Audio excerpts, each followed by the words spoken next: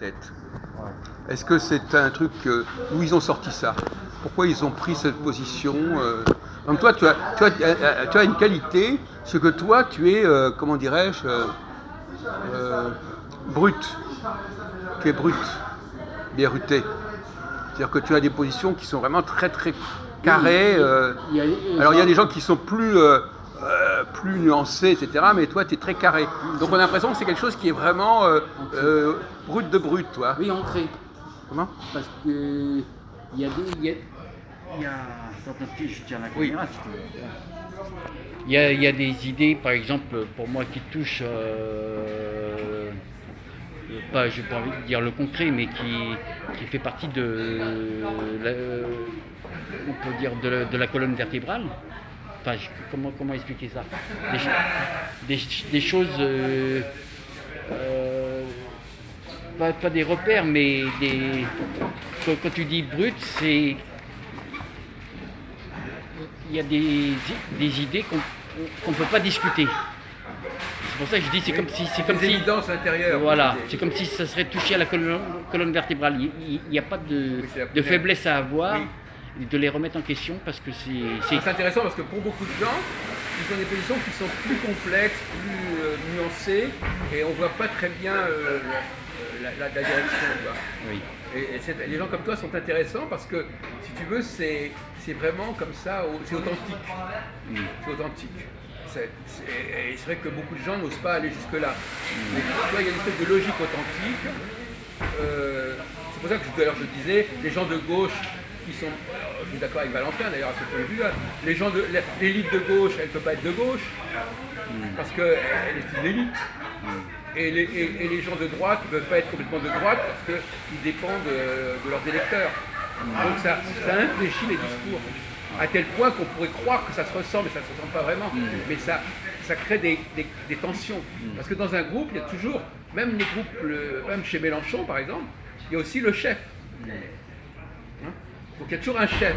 Et le chef, il n'est jamais pareil que la base. Donc même dans tous les groupes les plus anarchistes, il y a toujours, de toute façon, il y a toujours un chef.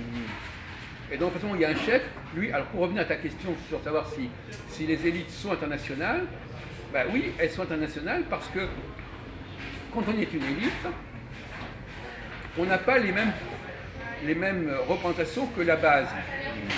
C'est pour ça que, comme les juifs, l'élite des juifs n'a pas la même position que la base des juifs. Oui, vous faites... les élites des différentes religions peuvent discuter entre elles, pas les bases. Les gens de base, ils ne peuvent pas discuter entre eux. Oui. Mais dès que tu as, par exemple, les grands penseurs du judaïsme, du christianisme, de l'islam, ils vont pouvoir parler entre eux. C'est pour ça, pour la question, effectivement, l'élite, elle a tendance à vouloir unifier l'Europe, à vouloir coloniser les pays étrangers, parce que pour elle, ils ne sont pas enfermés dans des frontières trop rigides. Alors que toi, par exemple, tu es quand même dans un processus, il faut rester entre nous, c'est pire que du Marine Le Pen, ce que tu dis, toi. Non, parce que... Comment tu te distingues de Marine Le Pen? Parce que pour moi, Marine Le Pen, comme hier on l'avait dit, pour moi, Marine Le Pen est de gauche. C'est pour ça que je dis que tu es pire. Et le fait de se dire royaliste et catholique, c'est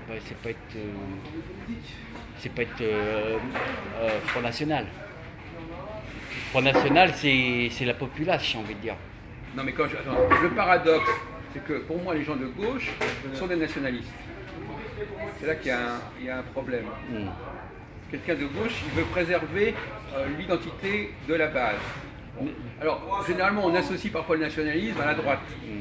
Justement, c'est un point qui t'a échappé. L'autre jour, on a dit le nationalisme. C'est ça qui est paradoxal. Il y a des gens qui considèrent que l'internationalisme est de gauche et le nationalisme est de droite. Moi, je trouve que c'est l'inverse. Parce que le nationalisme, c'est une façon de se protéger contre les influences extérieures, contre l'immigration, etc. Donc pour moi, le gauche... D'ailleurs, moi, en disant à Jean-Marc, j'ai dit que Jean-Marc, c'est un gauchiste. Le vrai gauchisme, il est nationaliste, en fait. Comment tu expliques il faudrait savoir, parce qu'on a même dit que tu as parlé de Mao Tse-tung. Non, là, il ne faut pas exagérer. Quand j'ai dit, par exemple, il faut remettre les intellectuels au Oui. travail, ça ne veut pas dire que je le voyais vraiment dans un sens Non, mais c'est concret. c'était une anti-élitiste. Anti-élitiste. C'est-à-dire que je me méfie des élites parce que pour moi, si C'est ça, non, les élites depuis 50 ans ne montrent pas, ne vont pas dans le bon sens. Les élites parfois se trompent. Hein. D'abord, les élites, il y en a dans tous les domaines. Oui. Dans le domaine scientifique, technologique, artistique, intellectuel. Bon, je veux dire, c'est pas réservé à la politique, l'élite. Hein, un pays qui n'a pas d'élite, il est foutu. Oui, je suis d'accord. D'ailleurs, on le voit. Salut, j'arrive, hein, je vais prendre un plat. Vous avez dit que vous ne veniez pas. Mais j'étais pas sûr, parce que c'était 23h30, minuit. Ah ben, tant mieux, tant mieux. Alors, on va éteindre là. Non, mais attendez.